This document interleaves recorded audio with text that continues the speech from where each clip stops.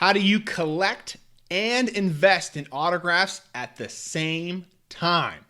That's today's topic.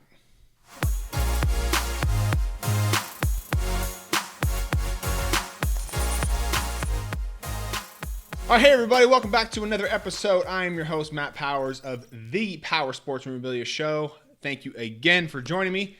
If you guys can, visit the website, powersportsmemorabilia.com. You can follow over there on Instagram at Powers Autographs. And if you like this video and you want to share it, subscribe. I always appreciate that. It's always good to see that from you guys. And comment below. Tell me what you guys think about this video and collecting and investing in autographs at the same time. So many people get into autographs. They want to just collect them. They're their favorite player, favorite team, whatever it is. And that's all they do. But then all of a sudden they start to realize that, hey, some of these autographs are actually worth a decent amount of money. And so they want to start investing in autographs in order to make money. I mean, who doesn't want to make money, right? So let's talk about, first off, what is collecting, okay?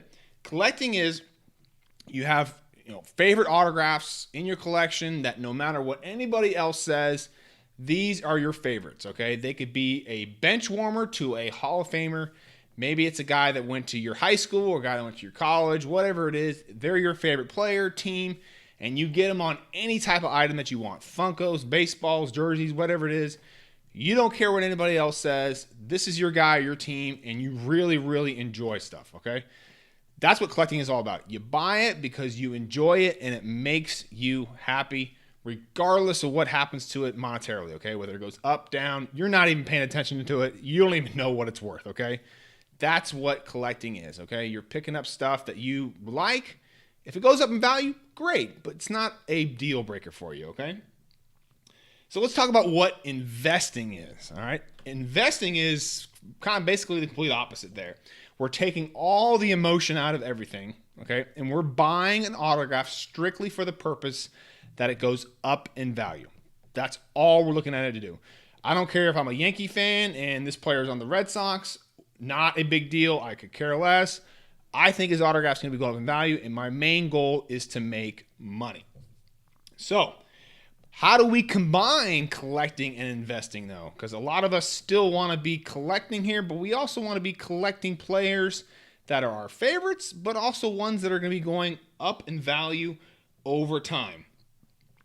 And so these become kind of our investment pieces. And we buy these with the intent that they're going to be going up in value, but we also buy them because we like the player, okay? And so there are a certain amount of characteristics that I personally look for when I'm looking to buy an autograph or do an autograph signing with a player, that this player meets this certain criteria for me to say, okay, yeah, this guy's worth buying or this guy's worth doing an autograph signing with, okay? So there are these 7 things, okay? And if a player can meet all 7 of these, man, it's a home run. That generally does not happen, okay? So if they can meet majority of these, that would be very cool, okay? So number 1, is the player likable? Duh, the bigger the fan base, the bigger chance that someone's going to buy this player's autograph. The more likable they are on social media, the more they're in the media limelight. If they're on SportsCenter, great. The bigger following they have and the more they're in front of people's eyes, the better, okay? That means they probably have a bigger, broader base and the potential for more people to be interested in that player's autograph, okay? More people got interested in it, the better chance we have of selling it for a high dollar down the road. Number 2, this is very important, but typically often overlooked there, is do they play in a good team? Fans, for the most part, follow a team because they want to see the team win a championship. Think about all those fans that went to all the Chiefs games for 50 years, never to see the Chiefs win a championship, and then boom, they win a championship, okay? That is what it's all about. That's what makes sports great, is that long wait. Think about the Chicago Cubs when they won. Those are iconic seasons right there that will never go away in a fan's mind. So these are, it's not 100% here, but this is something that is very, very important to constantly be thinking about is, are they on a good team? Because good teams go into playoffs, and you got to get into the playoffs in order to do what? Win championships. So think about being on a good team. Number 3 is, do they play on a historic team? Okay, let's take baseball, for example. Yankees, Red Sox, Cubs. Those are technically the probably most historical teams that we have. Big, broad fan bases. But they also have, rabid fans that are really interested in their teams. And these teams typically go into the playoffs. They typically have bigger budgets, so they can throw as much money and resources at going into the playoffs. They're all about winning. Not to say other teams are not, but they have more resources to do it. That's their main goal every year, is to win the World Series, okay? Number 4 is this player a potential Hall of Famer? Now, we all know when a player gets into the Hall of Fame, their autograph does what? It tends to go up in value. So they'll have that Hall of Fame inscription that they'll always be able to write on there, their Hall of Fame year. Also, does this player have any other notable accomplishments? Rookie of the Year, for example. Have they won championships? Stuff like that is very, very important because, A, it provides inscriptions and all, but also it shows that the player is actually doing something on the field, like they're actually good, right? So Rookie of the Year, they won a couple championships, they won a couple MVPs, home run titles, whatever it is. Those are very, very important. Of course, Hall of Fame being arguably probably the most important one. And obviously, if you get in the Hall of Fame, you're probably a pretty good player. So something to keep in mind. And number 5, again, this one is a little overlooked there, but something to always constantly be thinking about is, how often does this player sign? I prefer the less the player signs, the better, because that keeps the supply down a little bit, that keeps the demand high, and that keeps the player not only selling quickly, but it keeps the player at a fairly high price there.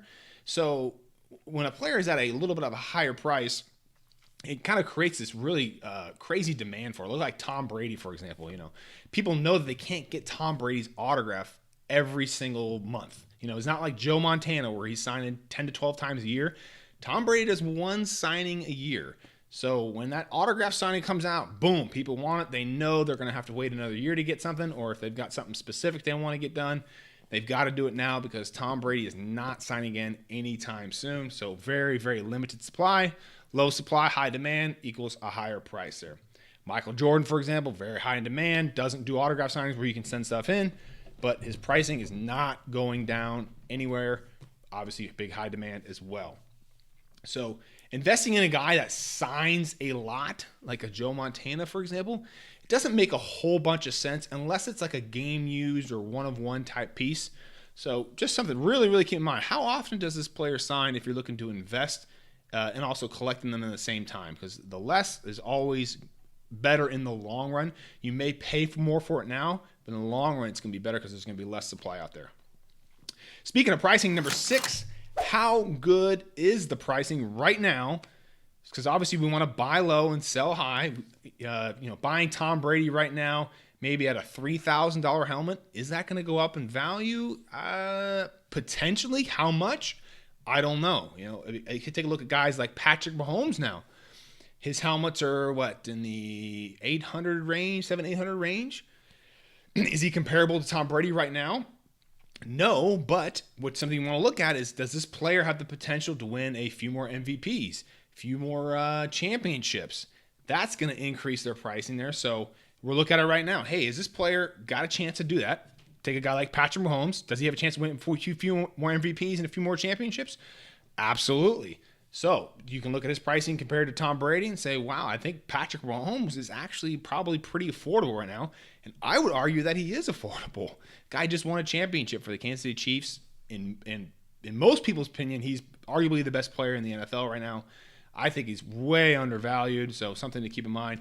Go back and watch that video I did on Patrick Mahomes and the items you should be picking up on him if you have any issues or questions about what to buy on him. So, and number 7 here, and this is something that is very rare for everybody to have all these attributes here, but number 7 can kind of fit in with a bunch of different other athletes, is does this player have a memorable moment or a play? This is huge. Okay, so if they meet all the other previous criteria, like 1 through 6, and they've got a memorable play, I mean, geez, cha-ching, right? Like, just absolutely. I mean, imagine if Patrick Mahomes had a left-handed pass to win the Super Bowl again. I mean, that particular image would be iconic. Some weird play that he's kind of known for. Take Mario Chalmers, for example. Not a very popular athlete. Hits the game-tying shot in the 2008 National Championship to propel the game to overtime, in which Kansas will defeat Memphis. That play right there is cemented in Kansas basketball championship history forever and ever and ever, okay? Go back through all his other criteria. Does he sign often? Very little. Did he play on a historic team? Absolutely. Was he a Hall of Famer? No. Is he likable? Sure, I guess. Did he play on a good team? Yes. Is Kansas a historic team? Yes. So you can see how this criteria kind of fits in there. And then he's got this memorable moment on there, and you're like, aha, that all makes sense, okay? I'm not saying that Mario Chalmers is a great one to invest in. He's kind of missing a lot of pieces here because he's not a Hall of Famer, and he doesn't really have any other professional statistics, but you can kind of see where I'm going with that, okay? If they have a memorable play and they're a potential Hall of Famer and they meet all this other stuff, by all means, my gosh, that is the piece to go after 100%. Take Willie Mays the catch, for example. Bobby Orr's the dive goal. Like, stuff like that are very, very cool pieces. But those guys, for example, Bobby Orr signs a lot. So that's maybe not something that you want to be investing in. Collecting? Absolutely. Mays the catch. I've done a whole video on Willie Mays on the bad holograms and all that kind of stuff. So be careful of that when you look for those Mays the catch ones.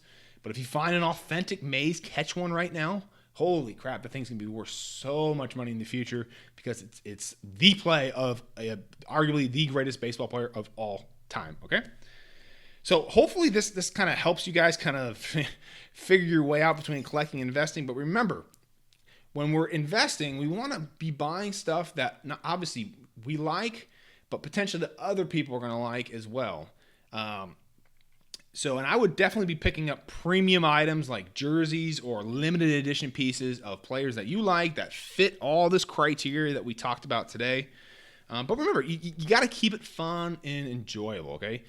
If you want to collect and invest at the same time, don't buy something that is just something for monetary gain, okay? That's completely investing there.